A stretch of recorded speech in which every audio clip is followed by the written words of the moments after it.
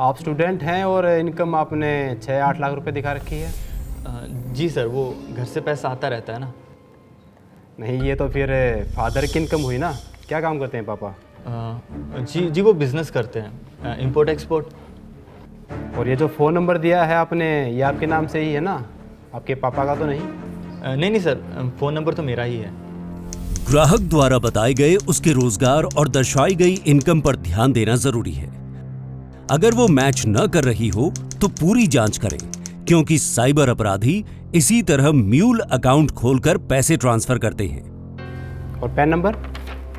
Sir वो तो भी बना नहीं है, मैंने फॉर्म 60 फिल कर दिया है। फॉर्म 60 तो ठीक है, लेकिन बड़ी ट्रांजैक्शन में पैन नंबर के बगैर दिक्कत आ जाती है, तो पैन नंबर तो चाहिएगा।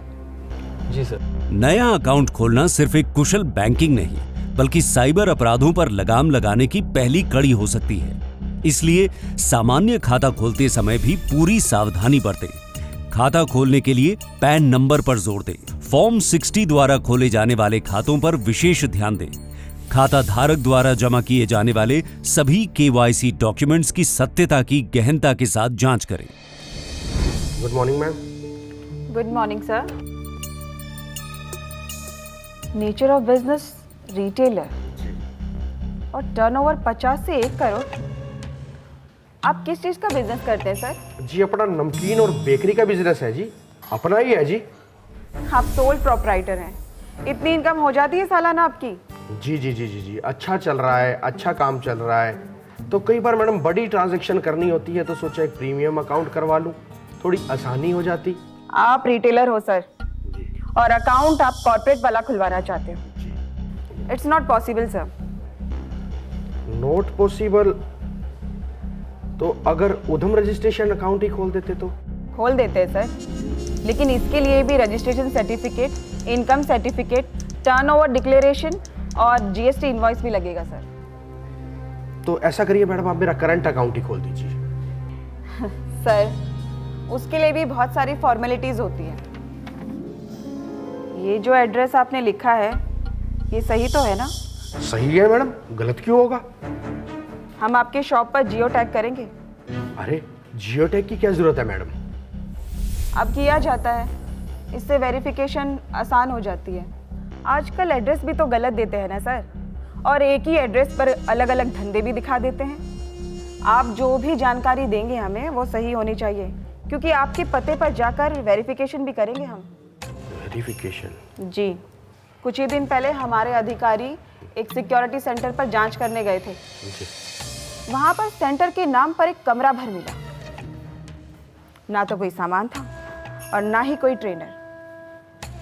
अकाउंट तो फ्रीज हुआ ही, साथ ही खुलवाने वाले पर केस भी दर्ज हो रखा है।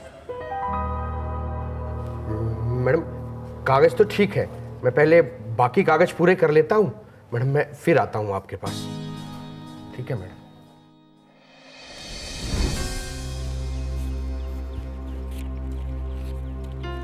ठीक है, अब अंदर कोई पूछे ना तो वही बताना जो मैंने समझाया था। ठीक, कोई गड़बड़ नहीं।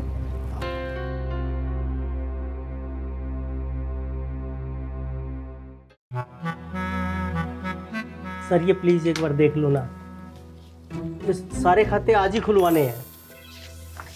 भाई कोई एक खाता थोड़ी है, सारी चीजें चेक करनी पड़ती हैं। डॉक्यूमेंट्स पूरे हैं? बिल्कुल पूरे हैं सर, फोन नंबर, आधार सब लगा हुआ है। जिनके खाते खुलवा रहे हो उनका होना भी जरूरी है, सबके सही प्रूफ होने चाहिए। सब आए हुए हैं सर। अरे खड़ा होना, ये है ना सर? यह आपका फार्म है, खाता क्यों खुलवा रहे हो? सर इसका बेटा बाहर रहता है, बस पैसा भेजने में दिक्कत आती है। अरे भाई उनको भी बोलने दो। ये तुम्हारा आधार है? क्या नाम है तुम्हारा? रमेश। क्या करते हो? लगभग सभी साइबर अपराधों में बैंक्स का इस्तेमाल होता है।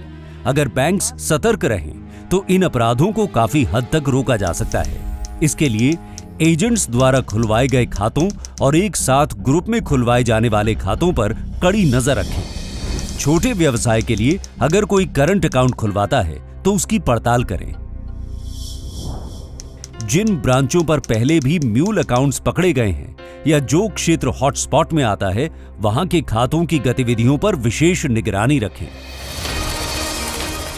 बैंकिंग सिर्फ पैसों का लेन देन नहीं, आप साइबर अपराधों पर लगाम कसने की पहली कड़ी है। हम सबकी सतर्कता बनाएगी अपराध मुक्त सुरक्षित साइबर स्पेस।